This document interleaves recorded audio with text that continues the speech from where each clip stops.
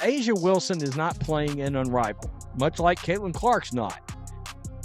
But there's been a story surfaced by way of Sports Business Journal that is baffling. And they're giving good explanations to why, at least for the most part, because they believe that A'ja Wilson should have been paid more money than Caitlin Clark. Following Caitlin Clark's rejection, A.A. Wilson revealed a shocking revelation. The reigning MVP supposedly believed she should have received a larger salary than Clark because Caitlin Clark owns that. Caitlin Clark is the face of that. And without Caitlin Clark, a lot of people wouldn't even know who the hell A'ja Wilson is. However, Wilson's announcement was accompanied by pyrotechnics, confetti, and purportedly a larger salary offer, in contrast to Clark's modest mic drop. She definitely don't deserve more money than Caitlin Clark. I just gotta keep it real. Now, people could be mad all they want, but over here, I'ma keep it real. Caitlin Clark is the tide that rides all boats. Men lie, women lie, numbers don't. And Caitlin moves the damn needle. This is where things start to get hot. Wilson's camp subtly hinted that she should have received more than Clark since, well, MVPs don't come cheap.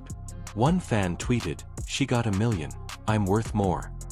When Caitlin Clark and Grace Wilson go out with pyrotechnics, someone gives her an Oscar.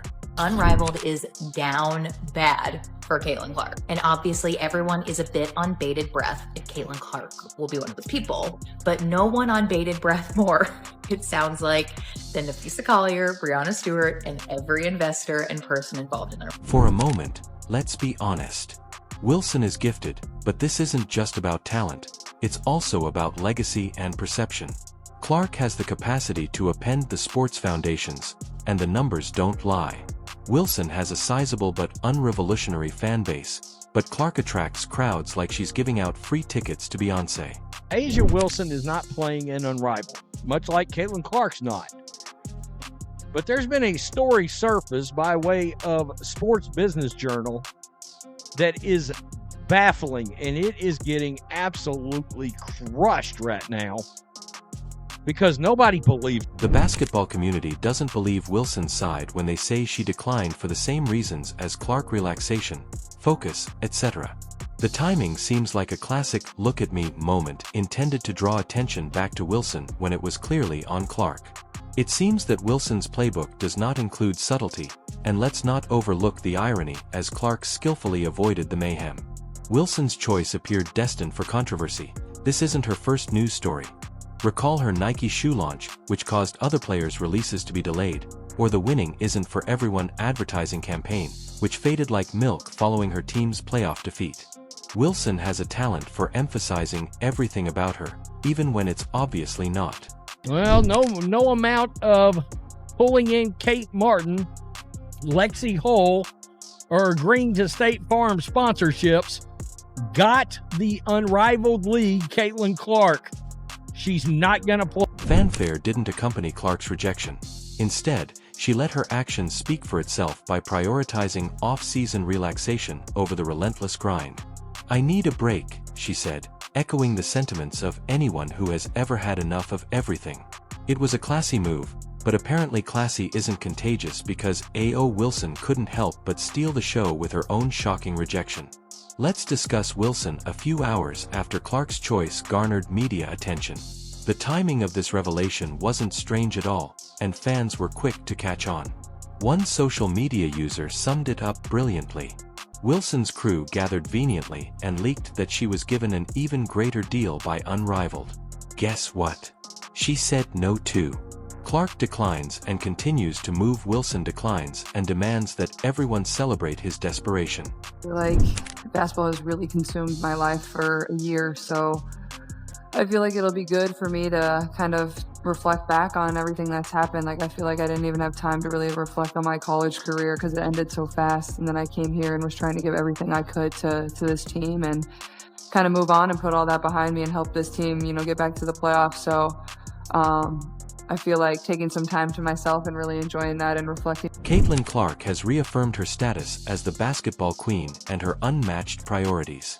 With $1 million offer of equity and even her inner circle, a frantic new 3-on-1 league felt they could entice her. They essentially laid out a gold carpet and attached neon signs. Perusing, they had banked on the Caitlin effect, thinking that her star power could turn their little league into a big deal. Spoiler alert, but it didn't work. They recruited Clark's friends, her brand partners, and probably even her dog's favorite toy, but Clark, as cool as ever, gave them a firm nope because she values her time, her health, and her sanity. Meanwhile, Unrivaled is scrambling to salvage what's left of their credibility. I didn't think somebody from Asia Wilson team cold-heartedly thought that she should have got more money than Caitlin Clark. I thought people was lying. But as we can see here, it was very much the truth. The article goes on to say Asia Wilson, Caitlin Clark turned down participating in Unrivaled League. The league's desperation was painfully apparent. Their marketing shouted, "Please, Caitlin, we need you." When that didn't work, they attempted to pivot by fabricating Wilson's rejection. But here's the worst part. If Clark and Wilson don't want to play, why should anyone want to watch a league that begins with both of its top talents turning them down? Fans are aware of the irony.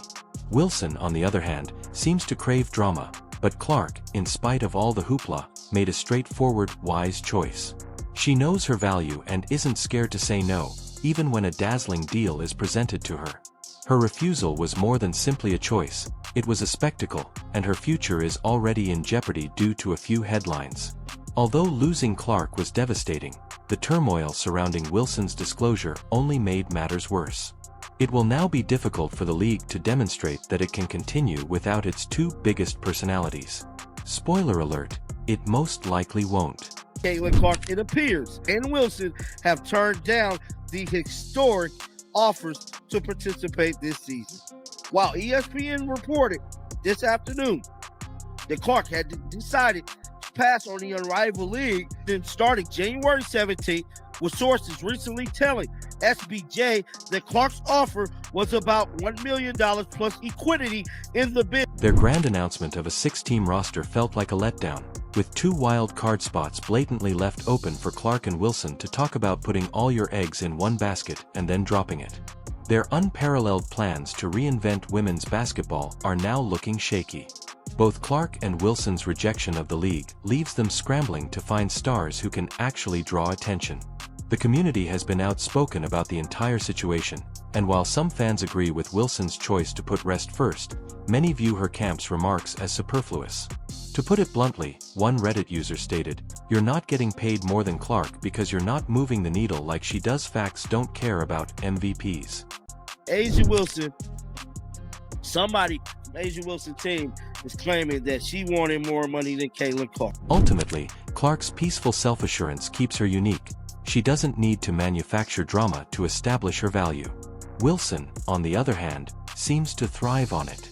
Whether it's shoe releases or light-hearted feuds with NBA players, she knows how to stay in the news, even if it means sharing a little too much. Because of the effort she's had so far this season, she earned her way onto the WNBA All-Star roster, as did Caitlin Clark. Let's show you the list of ladies who were announced earlier this evening. Without their two greatest potential, the true losers here are unmatched. If Clark and Wilson aren't interested, why should fans participate in the battle of bombshells? Stars are left to sell a dream that nobody seems to be buying. Wilson's rejection was accompanied by turmoil, whereas Clark's was all class. Unrivaled could want to concentrate on addressing the off-season drama in women's basketball rather than relying on players who aren't turning up, since it might be more exciting than the actual games. Asia Wilson and Caitlin Clark. We got the final tallies tonight. We had it with them earlier tonight. Michael's going to break that down and tell you who's headed to Phoenix on July 20th here in just a second, ladies. After yet another explosive performance, Wilson just gave another masterclass in the art of dominance, reminding everyone why she is a 2-time WNBA MVP and may be aiming for a third. When asked about her recent success, Wilson nonchalantly thanked perseverance and trusting the process, as if guiding her squad to 5 straight victories was just another day at the office. This made it plain that Wilson is not here for mediocrity. Yes, but let's face it, it's primarily the A.A. Wilson show and the league, so get ready. Kelsey Plum, on the other hand, scored a season-high 34 points but attempted to minimize it. Although Wilson modestly described her own performances as simply getting the job done, it's difficult to ignore her record-breaking streak of 20-point games to start the season. Consistency, which she claims is the key to greatness, Hall of Fame status, and a legacy, just in case anyone forgot what she's aiming for. Wilson, ever the encouraging teammate, praised Plum, calling her a gym rat who's as relentless as they come first and last out. That's just A-piece warm-up routine.